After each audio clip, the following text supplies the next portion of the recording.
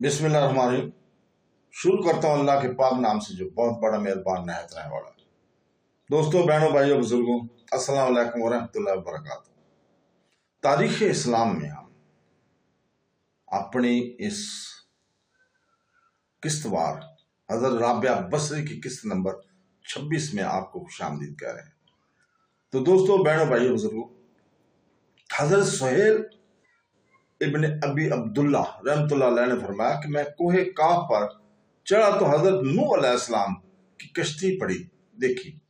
हजरत बा यजीद रहमतुल्लाह अलैह से दरियाफ्त किया कि क्या आप कोहे काफ पर पहुंचे थे? फरमाया कि कोहे काफ तो मेरे करीब ही है, अलबत्ता जब्बल काफ, जब्बल साद, जब्बल ऐन, ये वो जबाल हैं जो जमीन को घेरे हुए हैं और हर जमीन को एक एक पहाड़ घेरे हुए है और कोहे काफ इस जमीन के मंजिला दीवार के घेरे हुए है और ये जमीन सबसे छोटी है और कोहे काफ सबसे छोटा पहाड़ है और ये सब्ज मुर्द का पहाड़ है। कहते हैं कि आसमान की सब्जी इसी के अक्स की वजह से है और रवायत में है कि हजूर सारी जमीन औलिया अल्लाह के वास्ते एक कदम पर है। तो दोस्तों, बहनों, भाइयों, बुजुर्गों, हजरत ज़ुन्नून मिस्री रहमतुल्लाह अलैह फरमाते हैं कि एक बार मैं तवाफ कर रहा था कि अचानक एक नूर चमका और आसमान तक जा पहुंचा। इससे मैं हैरान हुआ और तवाफ करके काबा से तकिया लगाए बैठा रहा और इस नूर में सोचता और गौर करता रहा तो मैंने एक खूबसूरत गमगीन आवाज सुनी। मैं आवाज के पीछे गया तो मैंने एक लड़की को देखा जो काबा के पर्दा से लटकी हुई थी और ये इशार पढ़ रही थी, जिसका तर्जुमा, ऐ मेरे हबीब, तू खूब जानता है कि मेरा हबीब कौन है। जम की लारी और आंसू दोनों मेरा राज जाहिर करते हैं। मैंने मोहब्बत को छुपाया, हत्ता के पेशीदगी की वजह से मेरा सीना तंग हो गया। इसकी बातें सुनकर मैं भी रोने लगा। फिर इसने कहा, ऐ इलाही, मेरे मौला, तेरी इस मोहब्बत के सदके जो तुझे मुझसे है, मुझे बख्श दे। मैंने कहा, ऐ लड़की, क्या ये काफी ना था कि तुम ये कहती कि मेरी इस मोहब्बत की तफैल जो मुझे तेरे से साथ है और तुम कहती हो कि तेरी मोहब्बत के सदके जो मुझ पर है, तुम्हें कहां से मालूम हुआ कि इसके तुम्हारे साथ मोहब्बत है? कहा, ऐ ज़ुन्नून, मेरे पास से हट जाओ। क्या तुम्हें मालूम नहीं कि हक ताला के कुछ बंदे ऐसे हैं जो अल्लाह ताला से मोहब्बत करते हैं और अल्लाह ताला इनसे मोहब्बत करता है और अल्लाह की मोहब्बत इनके साथ इनकी मोहब्बत से पहली होती है। क्या तुम्हें अल्लाह सुब्हान ताला का फरमान याद नहीं है?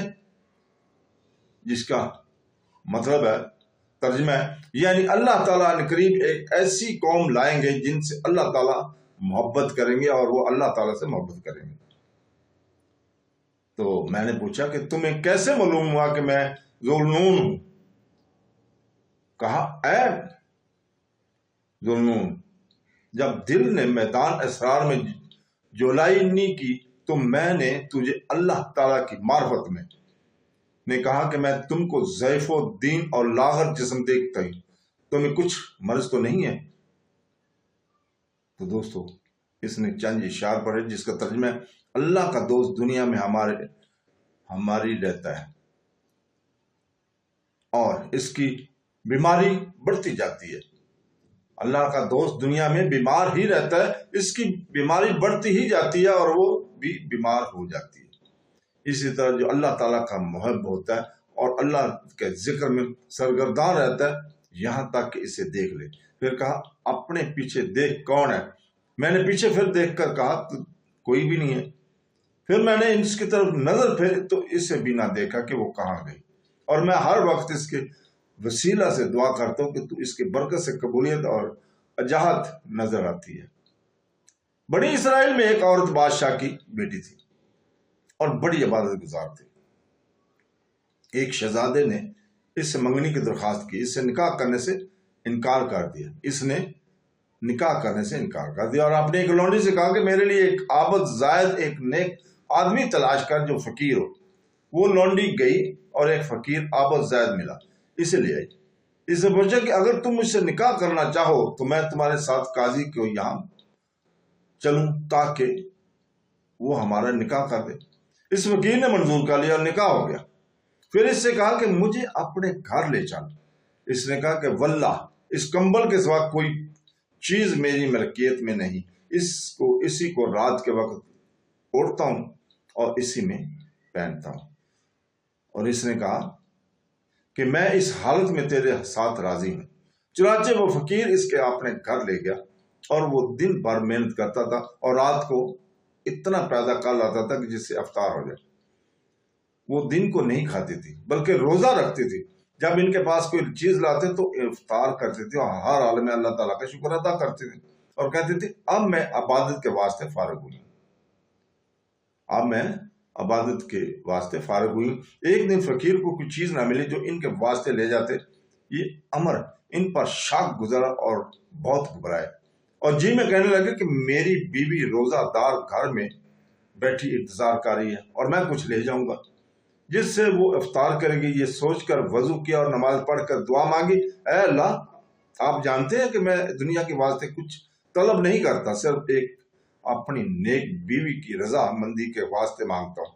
اے اللہ تو مجھے اپنے پاس سے رزق عطا فرما، تو ہی سب سے اچھا رازق ہے۔ اور اسی وقت آسمان سے ایک موتی گرا، اسے لے کر اپنی بیوی کے پاس گئے۔ جب انہوں نے اسے دیکھا تو ڈر گئی اور کہا یہ موتی تم کہاں سے لائے ہو؟ اس جیسا تو میں نے کبھی اپنے گھر میں نہیں دیکھا۔ کہا آج میں نے رزق کے لیے محنت کی، بہت کوشش کی، لیکن کہیں سے نہ ملا تو میں نے اللہ تعالیٰ سے، میری بیوی گھر میں بیٹھی انتظار کری، میں کچھ لے جاؤں، اس نے وہ افطار کر دے، وہ شہزادی ہے، میں اس کے پاس خالی ہاتھ نہیں جا سکتا۔ تو میں نے اللہ تعالیٰ سے دعا کی تو اللہ تعالیٰ نے یہ موتی عطا فرمایا اور آسمان سے نازل کیا، کہا اس جگہ جاؤ جہاں تم نے اللہ تعالیٰ سے دعا کی تھی اور اس سے گلہ آزاری سے دعا کرو اور کہو کہ اے اللہ میرے مالک، اے میرے مولا، اگر یہ شے تو نے دنیا میں ہماری روزی بنا کر اتاری ہے تو اس میں ہمیں برکت دے، اور اگر ہماری آخرت کے ذخیرہ سے عطا کی فرمائی ہے تو اسے اٹھا لے۔ اس شخص نے ایسا ہی کیا تو موتی اٹھا لیا گیا۔ فقیر نے واپس آ کر اسے اٹھا لیے جانے کا قصہ بیان کیا تو کہا شکر ہے اس اللہ تعالیٰ کی ذات کا جس نے ہمیں وہ ذخیرہ دکھایا تھا اور ہمارے واسطے آخرت میں جمع کیا گیا۔ پھر کہا میں اس دنیا فانی کے کسی شے پر قادر ہونے سے پرواہ نہیں کرتی اور اللہ تعالیٰ کا شکر ادا کرنے لگی۔ تو دوستو، بہنوں، بھائیوں، بزرگوں، اس کے ساتھ ہی ہم اجازت چاہتے ہیں کل تک کے لیے۔ کل انشاءاللہ تعالی ہم اگلی قسط آپ کے سامنے لے کر آئیں گے۔ تو دعا کرتے ہیں کہ اللہ تعالیٰ ہمیں قرآن پاک پڑھنے اور سننے اور حدیث نبوی پڑھنے اور سننے اور اس کو سمجھنے کی عطا کرے، توفیق عطا ہوا کرے اللہ تعالیٰ، اور ہمیں ایسے بزرگان دین کے نقش قدم پر چلنے کی بھی توفیق عطا فرمائے۔ اللہ حافظ۔